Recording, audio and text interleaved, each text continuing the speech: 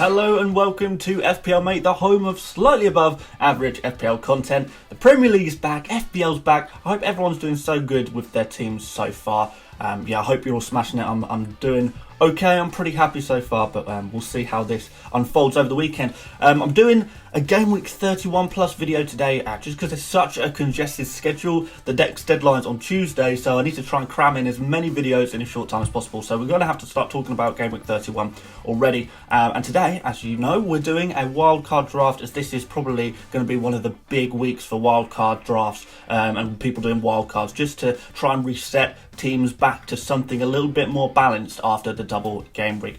And before we get going, I know for a fact that 90% of you watching right now are not subscribed to this channel. Now, I'm really trying to hit 1,000 subscribers by the end of this footballing season, and I can only do that with your help, so please do consider subscribing. If you like FPL content, you want to get the jump on some of your mates with some tips and tactics and stuff like that, please do stick around, please do subscribe. I'd really appreciate that. So, let's crack on. So, today's wildcard draft, I've basically built it around the concept of players who have something to play for and players who are pretty much nailed on, or as nailed on as possible. I think that's the key of what we're going to be wanting to target throughout the rest of the season. Obviously, we don't have all the data. Not all of the games have been played of this game week, so there may be tinkerings to be made later down the line, but I think we're going to start. I'm going to try and start you off with a nice starting point, and then we can build it from there, I'm sure, over the next coming days as we get a little bit more data.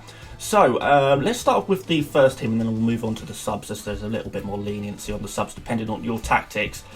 So yeah, let's go with the goalkeeper. And for goalkeeper, I've gone for Pope. Now, I don't think you can really have an argument there. He's been the top performing goalkeeper pretty much all season, particularly in the later stages of the season.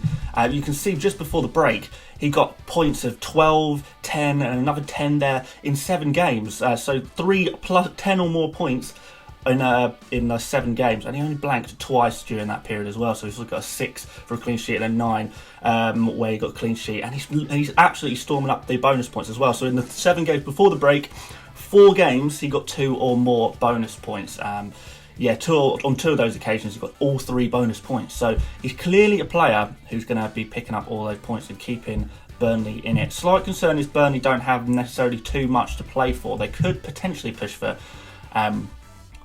the Europa League places, but it's Nick Pope at the end of the day. He's a quality keeper. Keepers, I don't think it's going to matter so much if they've got nothing to play for. So I think you could be a little bit more lenient there. But I don't think you can argue that he's the best goalkeeper for the rest of the season, so stick him in your team. In defence, we're going to go for Trent Alexander-Arnold. Absolutely essential all season, and no one can really argue with that either. That's another very obvious pick. It helps you cover the Liverpool team, because I'm going to warn you now, I'm not including many Liverpool players. In fact, Alexander-Arnold's the only Liverpool player I'm going to be adding to this team, just because there are rumours of Salah not being at full fitness perhaps, and then if Liverpool could potentially win it in the game against Crystal Palace, which is this game week 31, then after that, what are Liverpool going to be playing for? Also, there are rumours that Klopp's going to be completely rotating the team, playing the youngsters and just coasting for the rest of the season. So there's going to be a lot of rotation, and I don't really want to be risking it on a Salah or a Mane, particularly when they have nothing to play for and they could be rotated. So it seems a little bit silly, but I do want to cover a little bit just for this first game, and then potentially look at moving Alexander-Arnold on. So he's in there for now, but you can save a lot of money taking him out and freeing up a lot of cash to spend in other areas, maybe in the coming game weeks when you've got plenty of transfers still to go week to week. Next up in defence is Doherty. Doherty, again, he's been performing really well before the break. Wolves have an excellent set of fixtures. If you just look through his fixtures now, he's got West Ham, Bournemouth, Aston Villa. That's a fantastic 3 games in a row, although I know he's playing West Ham in Game Week 30. He's then got Arsenal. Arsenal being a bit shaky. We don't really know what's going to happen with them. Sheffield United, that could be kind of tough, but not from a defender's point of view, where actually Sheffield United don't pose much attacking threat. And Everton at home, Burnley away, and Crystal Palace at home. And the only tricky game really is Chelsea, which is the last game of the season. So I'd arguably even keep him for that game, depending on how things go. So yeah, Wolves, amazing fixtures, so you really do want to keep a close eye on that. Next up is Aaron Wan-Bissaka. After the Tottenham game this weekend, or this Friday, it's literally tonight when I'm recording this video, Manchester United again have a great set of fixtures against teams who aren't particularly good attacking wise. So you've got Sheffield in game week 31, Brighton, Bournemouth, Aston Villa, Southampton, Crystal Palace, West Ham, and then Leicester on the final day. Again, no difficult games really until the final game of the season. So I really do think Manchester United are another team that need to be strongly targeted over this break. So it's really a case of choosing Wan-Bissaka or Maguire. I've gone for Wan-Bissaka just because I know he's not an attacking right back, but there is always that chance that he can get some crosses in maybe and passes in to some of the attacking players to finish off the goals. Finally in defence, because we're going to go 3 at the back. Oh wait, no, that is the 3 at the back. Sorry. So midfielders, let's move on to midfielders quickly before I embarrass myself even more. De Bruyne, again, a kind of guy who I think is essential, or has been essential at least. So I think a lot of people have value tied up in him as well that I wouldn't really want to be sacrificing. So I think De Bruyne has got to stay.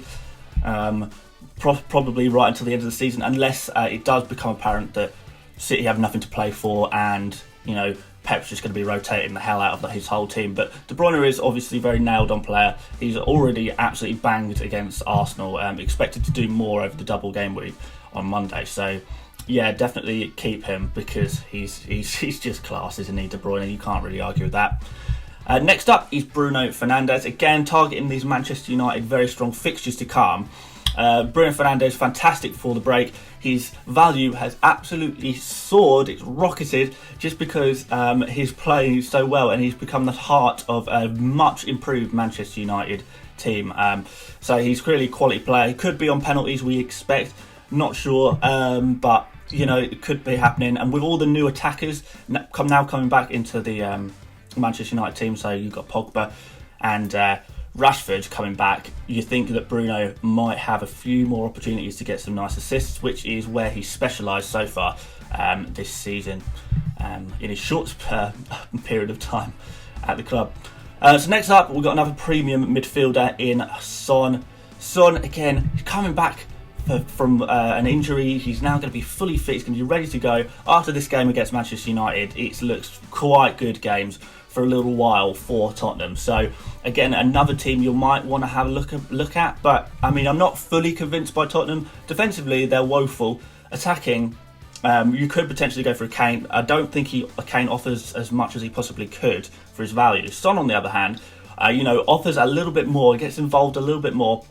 And I think he's the better player, to be honest. And he's cheaper and he's in midfield, so when he scores goals, you get more points. So he's definitely one to watch. And then finally, we're going to have a bit of an enabler here because we've gone pretty hard on the value so far, and that's going to be Harvey Barnes. Harvey Barnes, almost as many points as Maddison now, who before, earlier in the season, we might have said that Maddison's the absolute pick, but Barnes has just come out and absolutely stormed it and done really well. I think you'll remember before the break, that game before the break where he got 19 points, 2 goals and an assist, plus the 3 bonus points.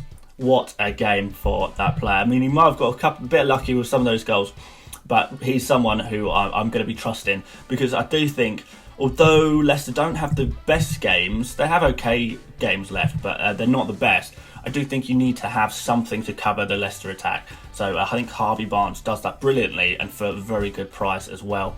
And then moving on to our 3 attackers, we've got Jimenez. I think Jimenez is arguably got to be one of the first on the team sheets, just because, as I keep talking about, the Wolves fixtures are amazing. So Jimenez is going to be central, pivotal to that. If you can't afford Jimenez, maybe go for a Jota. Jota going to be possibly doing almost as much as Jimenez. He's not the main target man, and you don't necessarily know if Jota's going to be playing off the left or as a striker with Jimenez. So there is that slight risk there, and he's not as nailed as Jimenez either. So there is the minor risk there with Jota. So I do prefer Jimenez if you can afford him, and he's going to be absolutely continuing to storm it, potentially chasing the Golden Boot awards. You never know, he could get up there. And you know what, Jimenez offers a lot of assists as well, holding the ball up but knocking them on.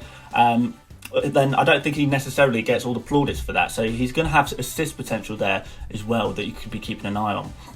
For my next striker is Marcus Rashford.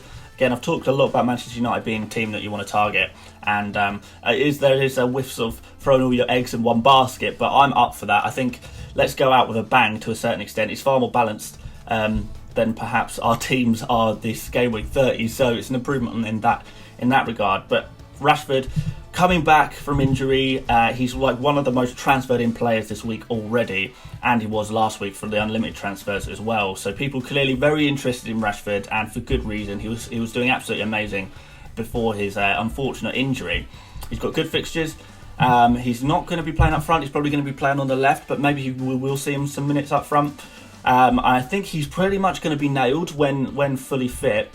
And I'm really looking forward to seeing what he can do. Plus, all this stuff he's done for charity and for the free school meals and stuff, obviously has put Rashford, given him a little bit of a soft spot for all of us, I'm sure. Finally, Pookie, a bit of an enabler again up front, because we can't spend all of our money, can we? We don't have unlimited funds. I wish we did, but we don't. But Pookie, Norwich actually don't have the worst fixtures out of the relegation threatened teams. And obviously Norwich have a huge amount to play for. They're going to be desperately trying to stay up. And although they don't score that many goals as a team, Pookie is their clear goal scoring player. His performances of late haven't been perfect, but this is before the break. And remember, at the start of the season, he was absolutely smashing it, and we were all raving about him like mad. So I think, could it be time for another Pookie party? I kind of hope it is. So I think, again, he's a player you want to be targeting up front for a cheaper enabler forward. Then let's go on to the bench. So you've got two options really on the bench. I would recommend you choose some players who are going to play, just because there is always a chance that the players are going to be rotated. I know even if they are rotated, they could come off the bench as a one of the five, but I still would want to be looking at getting some other players who play in, just in case. But if not, just go for some cheapy cheaps. But this is some of the, I think, really good price players who could slot onto your bench potentially. So we've got Romain Saiss, the Wolves defender, 4.6 million, so cheap. Wolves, great fixtures, expected to get a lot of clean sheets across for the rest of the season. They were doing really good for clean sheets just before the break as well, since Willy Bolly returned, so that was looking good. We've got Justin there in defence. Again, he was going to be replacing Pereira at right back for Leicester. Leicester, again, mixed bag of fixtures, but you've got playing right back here. Leicester right backs and left backs like to bomb forward and get some crosses in and get some goal involvements. So Justin could be actually a real snip there. And then Duda for the playing midfielder for Norwich.